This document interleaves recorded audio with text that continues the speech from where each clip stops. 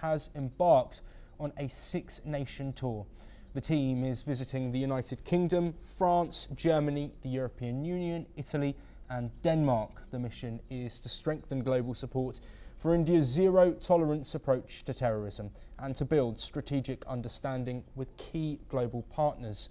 Meanwhile, in South Korea, another delegation led by JD MP Sanjay Kumar Jha visited the Indian embassy in Seoul. The team was briefed by Ambassador Amit Kumar, who outlined engagements specific to the Korean context. He emphasised the importance of enhancing counter-terrorism cooperation between India and South Korea. Let's listen in to Sanjay Jha. मंत्री जी ने, सरकार ने और सारे पक्ष विपक्ष बार-बार कह रहा हूं, all opposition party together. Now they are saying it's a new normal. If you hit us, you will hit you back.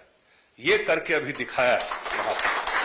और जो ऑपरेशन सिंदूर है, ऑपरेशन सिंदूर में आपको जितना प्रिसीजन से जाकर के टेररिस्ट इंफ्रास्ट्रक्चर को हिट किया गया।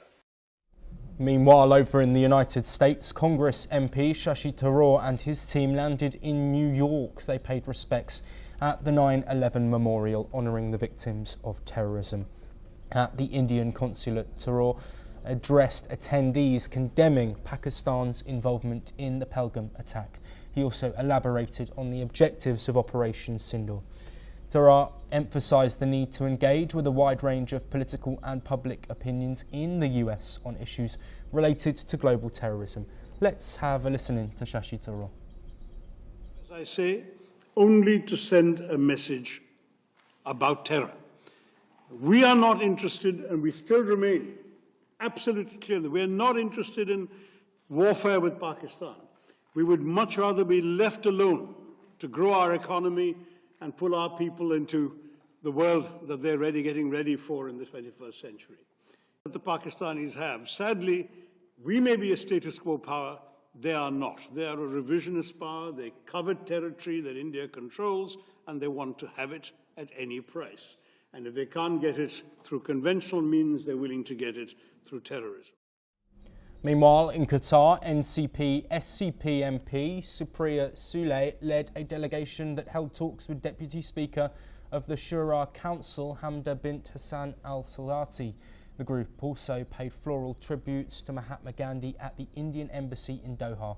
Their visit, which also includes Egypt, Ethiopia and South Africa, aims to present India's strong anti-terror stance on multiple fronts. And finally, the Indian delegations to Russia and Japan concluded their visits over the weekend.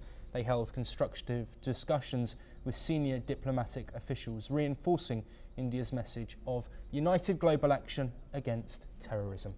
Well, joining us to discuss these latest talks that are going on in the wake of the devastating Pahalgam terror attack and Operation Sindoor, Ambassador Ashok Sajjanar, a former diplomat who is joining us. Thank you very much, Ambassador Sajjanar. Let's look at the significance of some of the countries that these delegations are visiting today, specifically the United States. How key is sending the message to America about India's stance against terrorism and cross-border terrorism?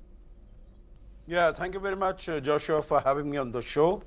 United States is very important. You know, it's important not only as the most consequential partner of India, whether it is in the area of trade, it is in the area of technology, it's in the area of defense, but also in the area of geopolitics, because we see that there is so much of turmoil and turbulence in the world as far as China is concerned. It's expansionist policies. So that is something also that brings the two countries together. But it is also a very important, the most important global power, the largest economy, the biggest military power with huge political influence. So I think when we are talking about dealing with terrorism, pushing back against terrorism, then of course the United States becomes a very important partner. And going forward, as we look at what are the other initiatives that India can take against Pakistan, there we will need the support and cooperation of the United States. So United States amongst all countries continues to be extremely important. Absolutely, and some of the other countries, of course, we listed where conversations have been ongoing. I want to look broader now at this delegation's mission and the ambitions of these talks. Why do you think they are so important in the wake of such tension and violence that was seen not just on the border but within India as well? Yeah, within India, I think it's been, you must see that it is 1.4 billion people. So India otherwise is a very, very peaceful country if you take out one or two or a couple of incidents of law and order and say that there is violence. I don't think that would be an accurate statement.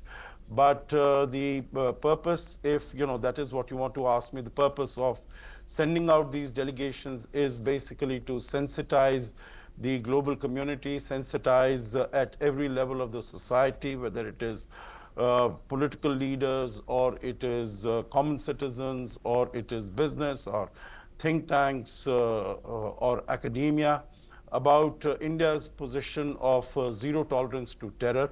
We have been, at the receiving end of terrorist attacks from Pakistan for the last 40 years, and the new normal, the new doctrine that has been enunciated now by India, by Prime Minister Modi, is that if there is going to be a terror attack, it is going to be treated as an act of war, and India is going to respond to it.